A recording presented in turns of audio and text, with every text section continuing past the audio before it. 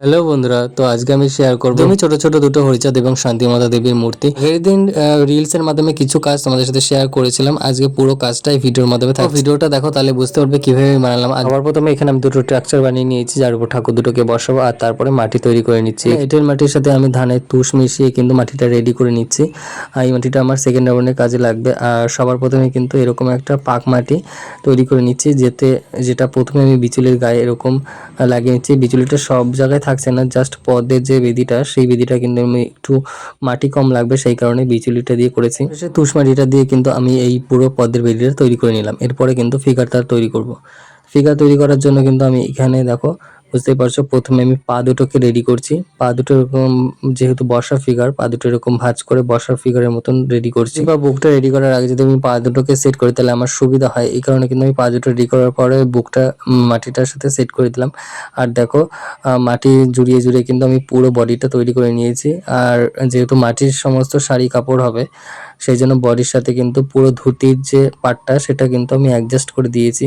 আর এই পুরো কাজটা কাঁচাতে কাঁচাতে করবো, যাতে পরে ফাটার চান্সটা কম থাকে। এই জন্য কিন্তু আমি বডির সাথে হাত লাগিয়ে নিলাম পরবর্তীতে। আর সবশেষে কিন্তু এই পদ্মের যে পাপড়িগুলো ছোট ছোট করে লাগিয়ে নিয়েছি। যেহেতু আমি কাজটা পুরোটাই কাঁচায় কাঁচায় করবো, এই জন্য কিন্তু আমি মুখটা শুকাইনি, কাঁচা কাঁচাই রেখেছি, যাতে বডির সাথে মাথা গলা সমস্তটাই সেট হয়ে যায়।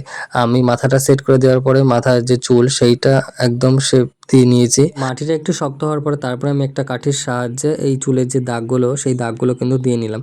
আর একইভাবে এদিকে কিন্তু হরিচাঁদ ঠাকুরের মতো শান্তিমাতা দেবীটাও কিন্তু আমি সেম প্রসেসে তৈরি করলাম। মাথা চুল এগুলো লাগানো বাকি ছিল, সেগুলো কিন্তু একে একে কমপ্লিট করছি। একইভাবে চুলের চার যেহেতু এক পাশে আছে, এই জন্য চুলটা আমি এক পাশে ঘুরিয়ে দাগ দিয়ে নিলাম। একদম নিখুঁত ডিটেলিংয়ে আমি কিন্তু সবটা শেয়ার করতে পারিনি, কেন কি কাজ করতে করতে এত ভিডিও করা যায় না। এই জন্য কিছুটা আমি ভিডিও করে রেখেছিলাম তোমাদেরকে দেখাবো বলে, তোমরা বলেছিলে সম্পূর্ণ কাজটা দেখাও।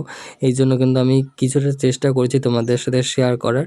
আর পুরো কাজটা দেখো, একদম কাজ থেকে আমি দেখাচ্ছি। খুব চেষ্টা করেছি একদম মনের মতন করে করার।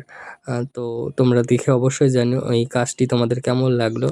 আর এরকম ছোট যে কোনো ধরনের বিগ্রহ লাগলে অবশ্যই আমার সাথে কন্ট্যাক্ট করতে পারো। সব ধরনের বিগ্রহ বানিয়ে থাকি। সামনে লক্ষ্মী পুজোর অর্ডার নেওয়া চলছে, তো লাগলে আবার